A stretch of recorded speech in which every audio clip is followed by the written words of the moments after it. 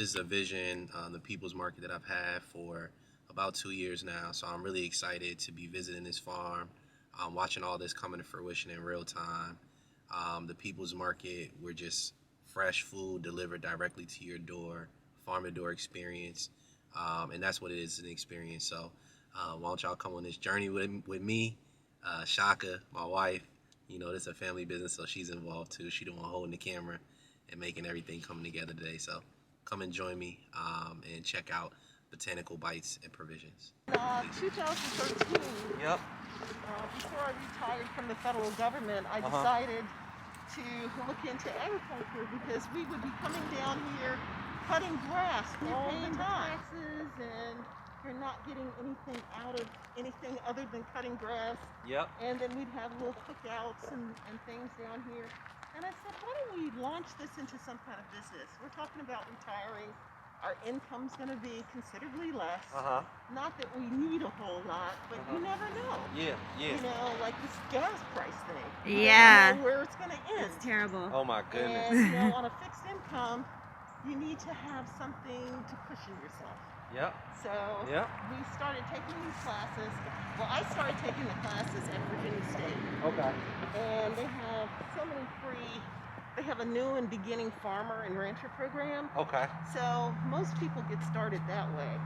And us being so close to the University of Maryland Eastern Shore, we also can take classes there. Wow.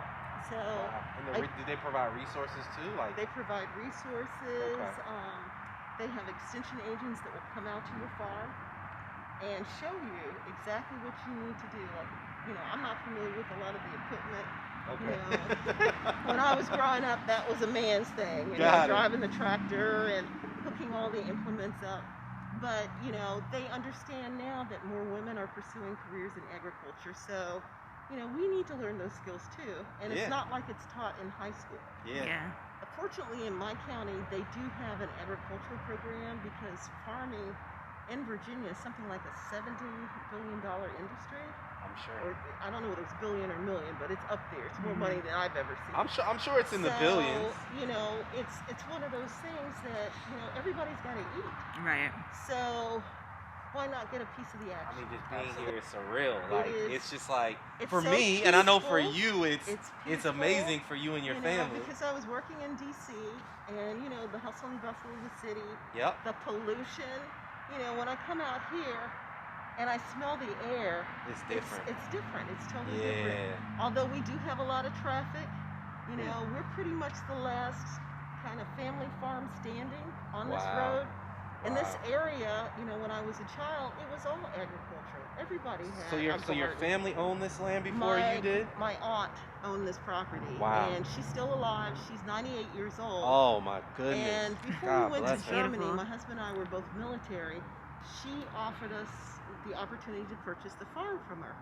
And I told my husband, you know, why not? You know, ownership is key here, right? It is, I mean, do you see the difference between, you know, farmers like yourself who own or lease, the challenges that they may face that you don't necessarily, and I'm sure it goes on both ends, like there's challenges on both ends. What do you think the power is of owning? Well, owning, you get to decide what happens on your property.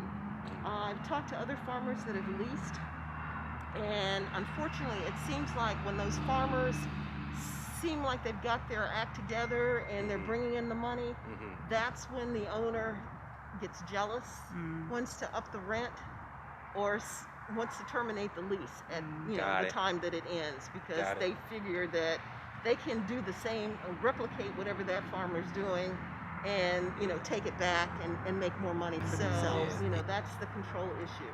The other issue I see with leasing is you don't know what's been done to that land.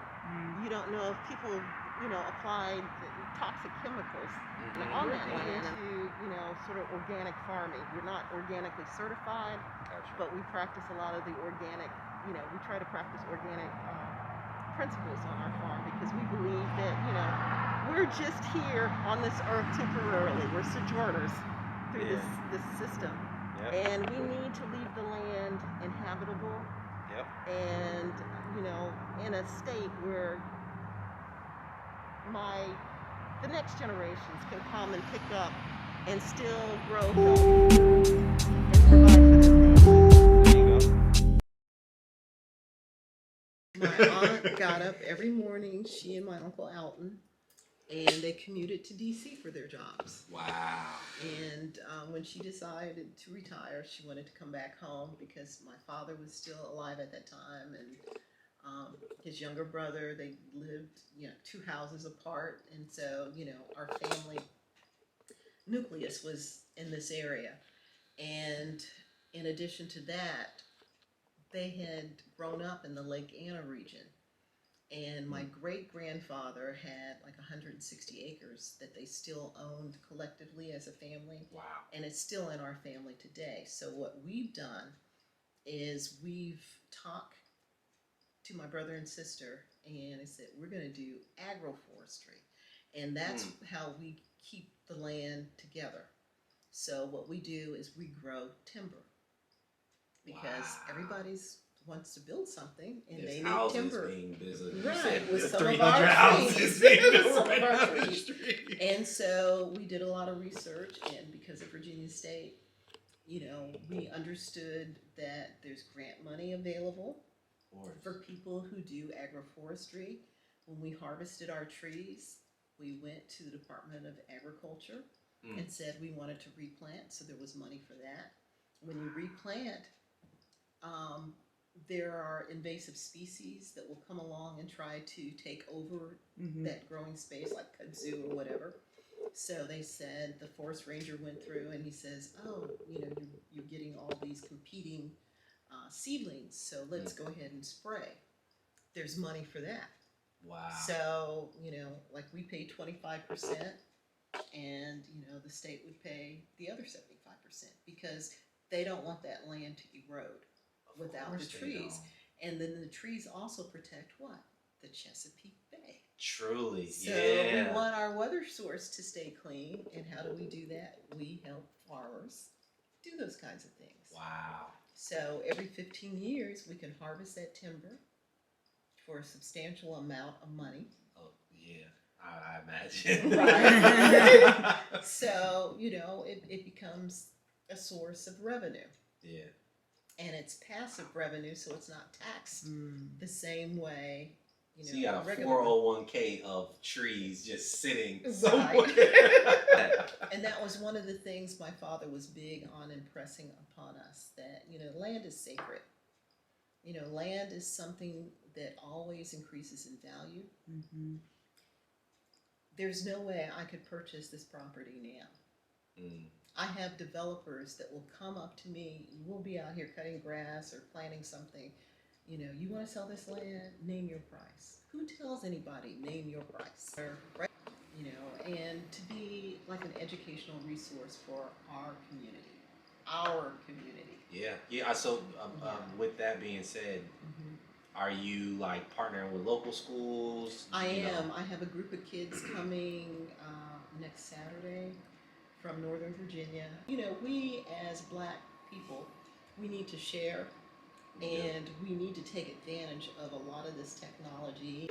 Oh, wow. But, nice. We're certified naturally grown, and, they come through and they inspect, and they want to look at the types of seeds, making sure that you're not planting with any genetically modified, seedlings. Yeah. And, when you're going organic, instead of buying, 4 packs for $1 and that kind of thing, you're paying like $5 sometimes for a pack of seeds. So why is that? I mean, what is the difference between the GMO model and the natural model? Like, what is it that why does it cost so much less to get the I GMO? think a lot of times, the seeds a lot of times are treated. Of course, they've been genetically altered in appearance, and people don't know what that's going to do to us ultimately. When you start talking gene splicing, that's kind of a Frankenstein issue, because nobody knows How it's going to impact you. the long term what it's going to do to our systems. But we know that chemicals have played a big impact on people's immune systems. We start thinking about all the diabetes, the high blood pressure, and We were just talking about this those right roundups now. and I had childhood cancer. asthma, and you think about it now. It's been shown that mothers using disinfectant cleaners during pregnancy is part of what they've traced back now. Although we're now adults, to a lot of kids in my era having asthma. Exactly. And, it's something that I can live with, but it'd be better if I didn't. Right. And Exactly. so a lot of that stuff, because we were talking before you came about how as a movement we're all trying to get away from chemicals and find healthy alternatives, and that same thing going on with the vegetables. Mm-hmm. Yeah. And you start thinking about all the plastics that everywhere you look, even here, everything comes in plastics, and then we're finding that the plastics contribute to cancer. Yeah. So No shortcuts. Right. No shortcuts. Yeah. You're gonna pay for it somewhere or another. Exactly. Yeah. And just because it's cheap, and I also think it's because the world's population has gotten so expansive. We're trying to make money off of food. Yeah. And growing it quicker and cheaper. Yep. So Yeah, our grandparents didn't do that. They They didn't have didn't. all this saran wrap and plastic wraps and and they Processed didn't have food. all these trays to put their seeds in. They used This is true. probably tin cans. Yeah. And whatever they did. You start in here. I usually start in here, and then when the temperature starts getting like in the upper 60s and 70s, then I'm able comfortably to start my seeds in the ground. Got it. Because each seed has growing conditions that are most conducive to its development. Okay. So Okay. because if I started, like these are tomato plants, if I started my tomato plants last week, they probably would have frozen to death. Yeah. Yeah. But down here, it's warm. They've got lighting that's also keeping them warm. They'll probably do really well. And then, I'm mothering them, I'm watering them like every 3 or 4 days, making sure they don't get too dry. Typically in our region, we're in zone 7 as far as our growing. USDA looks at the map for the United States. You're familiar with growing zones? I am a little. Okay. I'm not like It's when I was sort of looking like- for farms, I was like looking at the different zones, but I don't Right. I don't really understand all the Okay. pieces and Pass elements me of one it. of those seed packets and I can try to explain it. Here's one. Okay, the yellow shows Virginia. Okay. So it'll say plant after April 10th. Oh, So it it's gives you a an guide. idea about when the last frost date might happen. Yeah. As a rule, I think they've moved it back, saying after Can I see April that so I can show the 15th. camera? After April 15th, different basically, you're usually pretty much good to go as far as getting plants in the ground, so that you don't make the mistake of Got putting it in the it. ground and it freezes to death. That makes sense. Now, I was just thinking that there were zones so that they like USDA could like organize, like put like different farms in categories or in Right. areas for whatever reason. I didn't know that Right. it was for like guidance on growing, It like is growing guidance on different growing type of different- crop. Right. That right. makes sense To to me. give an idea when it's best. I thought they were just trying to figure out how to tax y'all or something. Right. they're doing that too. Right. This Probably. region will tax it. Weeds are going to be everywhere, so you got to be on top of your weeds. So you come out here every day and do some maintenance? I try to. What I'm going to try to do this year is like have designated days for weeding, so that maybe Tuesdays and now Fridays are this weeding. isn't a weed. No, that's the baby asparagus. Oh, that's a baby Ah. asparagus? That's first year asparagus. Yeah. That's what it looks like. Yeah. Mm. I want you to know that's not a weed. Yeah. And see, here's the bigger And one. here's Oh, yeah, another they're one for strong. First year. The water. Yeah. You see how wet that is? Yeah. Wow. That's nothing but water. Yeah, it is. Yeah. I got It you. goes directly through. Oh. And then, water comes out of the spike, so it's going right to the root. And then it cuts down on, a lot of farms have those overhead. Mhm. And what happens is the water bounces down and the dirt will come up. So if you've got any bacterial spores, you're putting it on your fruits. I got you. So that's why it's important to do drip irrigation so that you lessen the chance of any type of cross contaminations. Get up like 3 o'clock in the morning, run down through the farm, pick and weigh everything, bundle it, and then come back exhausted. You know? I like to grow flowers with vegetables to bring the pollinators in. Nice. Same with And the attract- other. And this is a clematis vine, so probably by the end of this month it'll be full of blooms. And same thing with this to bring a lot of the pollinators in. So they aren't coming back to the hive. Okay. And what they'll do is they'll generate their own queen. And once I see enough activity to fill up 10 frames, then I'll create their own hive, separate hive, and I'll probably move it someplace closer to the smaller hive. Are you like physically? So you're physically taking I'm taking half of the resources. the I'm resources. providing them with honey. Okay. I'm providing them with pollen and probably some sugar water. Okay. So that they'll have enough resources to do their own thing and separate from the mother hive. But I'm going to make sure that the original queen, stays here.